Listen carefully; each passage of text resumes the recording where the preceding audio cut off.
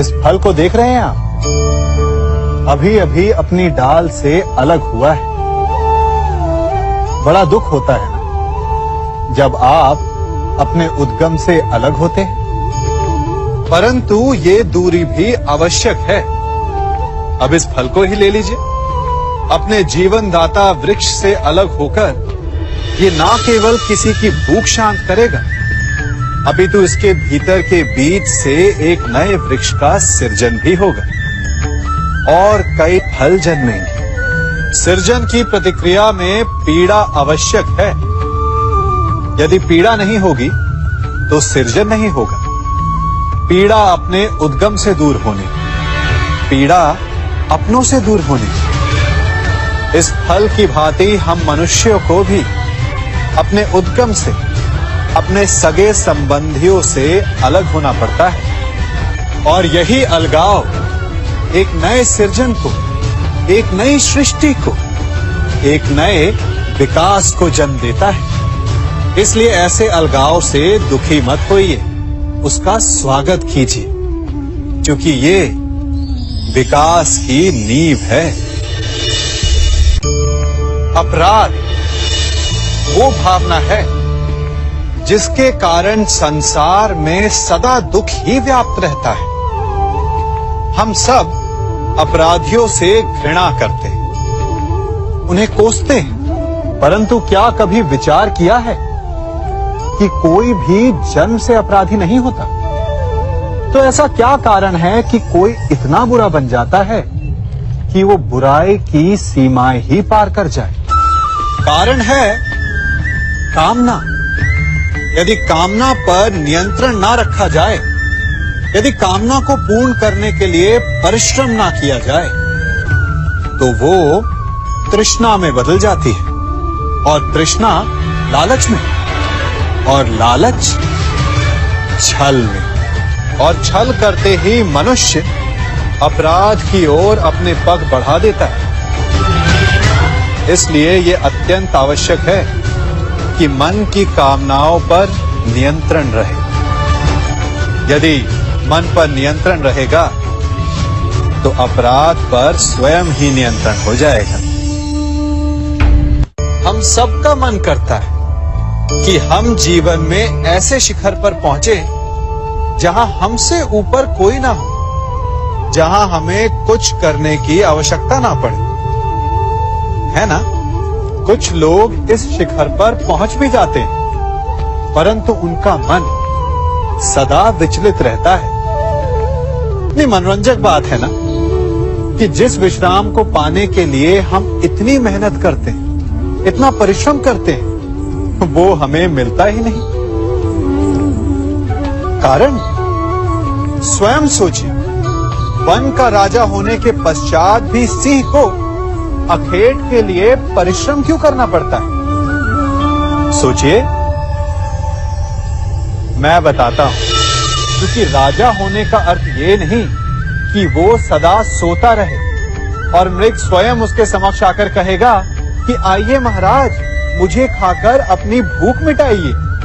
तो समझ लीजिए, कार्य आपके परिश्रम से संपन्न होते हैं, केवल कामना से नहीं। यदि आप नीचे हैं तो सदा स्मरण रखें कि आपका परिश्रम ही आपको ऊंचाइयों पर ले जाएगा, और यदि आप ऊंचाई पर हैं तो वहां पर भी रहने के लिए आपको निरंतर परिश्रम करते रहना होगा। अर्थात परिश्रम से मुक्ति नहीं है, क्योंकि परिश्रम ही जीवन है। सबसे अधिक महत्वपूर्ण क्या है? जीवन, या जो जीवन में पाया, यात्रा, या यात्रा पूर्ण करने के बाद पाया गया लक्ष्य, कर्म या उसके फल? बहुत ही महत्वपूर्ण परंतु विकट प्रश्न है ना? परंतु तनिक धीरज से सोचेंगे तो इसका उत्तर अधिक कठिन नहीं है। यदि जीवन यात्रा है तो उसका लक्ष्य क्या होना चाहिए? स्वयं सोचिए। मान, संतान, धन, नहीं ना। अंतिम लक्ष्य है परम आनंद, और ये अचानक से नहीं मिलता। इसे पाने का केवल एक ही उपाय, और वही आपका कर्म, वही आपकी यात्रा भी, और वही आपका प्रारब्ध भी है। और आपको कौन बताता है कि आपके लिए सही क्या है? वो है आपका मन, जो मस्तिष्क की भांति हानि और लाभ नहीं सोचता, जो आपको ये बताता है कि शुभ किसमें, संसार का कल्याण किसमें, आनंद किसमें। यदि आपका मन संयमित है तो वो आपका सबसे महत्वपूर्ण मार्गदर्शक है, जो आपकी यात्रा, आपका लक्ष्य, आपके कर्म और उसके फलों को सबको शुभ बना सकता है।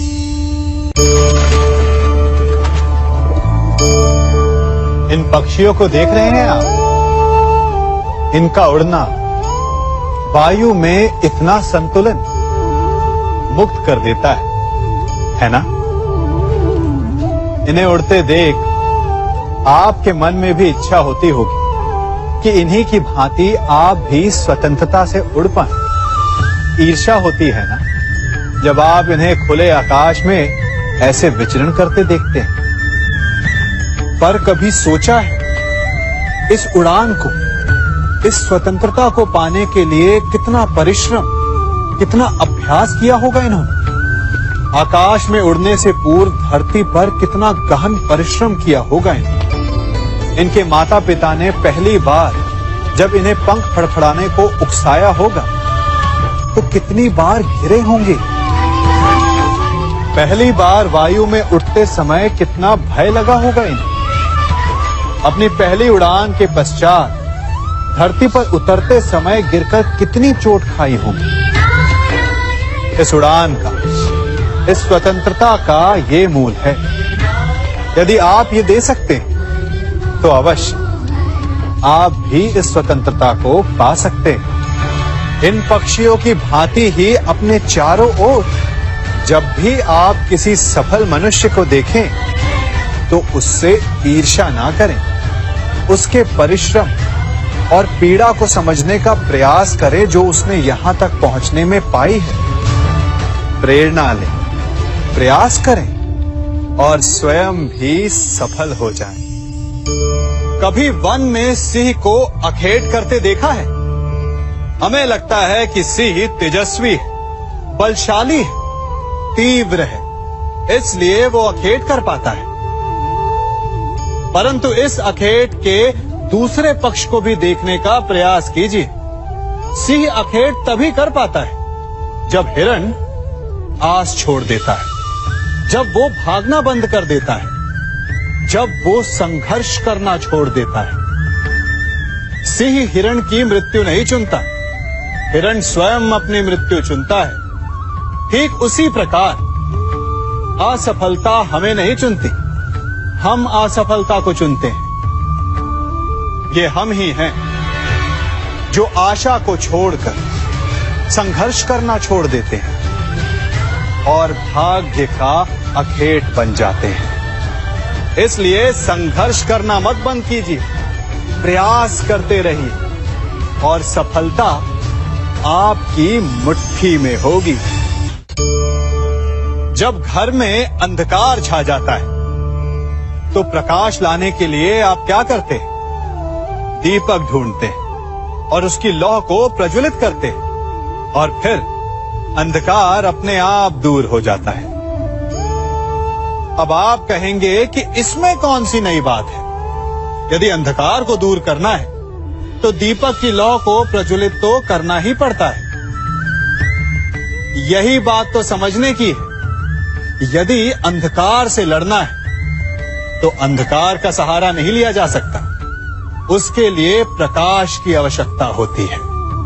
घृणा का अंत करना है तो उसे घृणा से अंत नहीं किया जा सकता, उसे प्रेम की आवश्यकता होती है। शत्रुता का अंत शत्रुता से नहीं किया जा सकता, उसे क्षमा की आवश्यकता होती है। यदि आपको नकारात्मक ऊर्जाओं से लड़ना है तो स्वयं को सकारात्मक बनाना होगा और तभी आपके जीवन में वास्तविक आनंद आ सकेगा।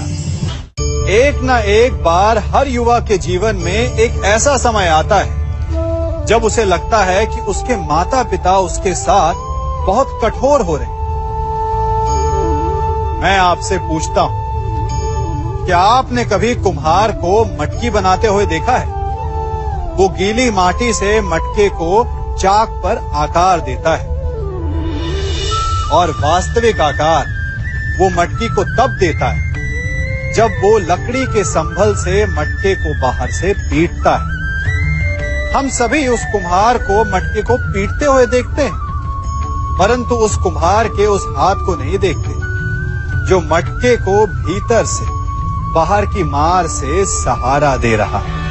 हमारे माता पिता भी ऐसे ही होते हैं। अपनी संतान के भले के लिए, उसके भविष्य को आकार देने के लिए कभी कभी वो कठोरता को भी अपनाते हैं। आप केवल उनकी कठोरता को मत देखिए, उस संभल को भी देखिए जिसने आपको भीतर तक से संभाल कर रखा है। कभी कभी लगता है ना कि हम नहीं, ये दुनिया जीत रही है। हमको हमारे ही खिलाफ खड़ा करके हमसे हमारा सब कुछ छीन रही है और हम कमजोर लाचार हार के बैठने को तत्पर, एकदम तैयार, खुद को सच बताते चले जाते हैं। ऐसे में अगर कोई खुद को बस इतना सा झूठ बोल दे कि सब ठीक हो जाएगा, दिन लगे या साल, हाल दिल बेहाल, आखिरकार ठीक हो ही जाएगा। ये बस उस जीत के पहले की खामोशी है। टेंशन मत ले, तू ही है और तू ही था। देख क्या रहा है बे, कोई लोरी सुना रहा हूं। चल चल चल, वेट उठा। ये वक्त जो आज तेरे मुंह पे आके थप्पड़ मार रहा है ना, यकीन मुझ पे छोड़ दे, तू बस चलता जा। कल यही वक्त पलट कर तेरे इस पिछवाड़े की गद्दी बन जाएगा। अबे झूठी सही, पर एक बार मान तो ले कि तू ही हीरो है। वो बाबू तो बस ऐसे ही नाच रहा है। देख तेरा ये रोज का युद्ध उन नकली नवाबों के डमरू फाड़ रहा है। अबे फायर है फायर, सीने में 4,500 सीसी का ये इंजन बिठा रखा है। देख उस आंधी के मुंह पे ये कितनी जोर जोर के मुक्के मार रहा है। डसते होंगे सांप, यहां तो हर कदम पे छीना झपटी है, पर घुसते घुसते जब पूरा घुस जाए इस जंगल में सभी की बस उसी से तो फटती है। तू क्यों डर रहा है? अबे डर मत, डर बिकाऊ है। बाजार में जा और खरीद के लिया, 1000 रंगों में मिल जाएगा। दर्द ला दर्द वो अकेला ही है। असली बाप की इकलौती औलाद जब आएगा तो बीच चौबारे में कुर्सी डाल के बैठ जाएगा। जीतने वाले इसको सलाम और इसकी खातिरदारी में लग रहे हैं। सोच मत कि दर्द आएगा, यहां होगा वहां होगा। अबे जवान तो है ना तू, या अंकल लोग भी ओवरटेक कर जा रहे हैं। थोड़ा तो यार अपनी यूथ कम्युनिटी का ख्याल रख। हमारा दबदबा फिजिकल में तो हो, पॉलिटिक्स में तो अब तक भी हम बूढ़े होकर ही जा रहे हैं। चलिए बता, तू जहां भी है वहां क्यों पहुंचा है? मजे करने हैं कि पैदा हो गए छुट्टी मिल गई?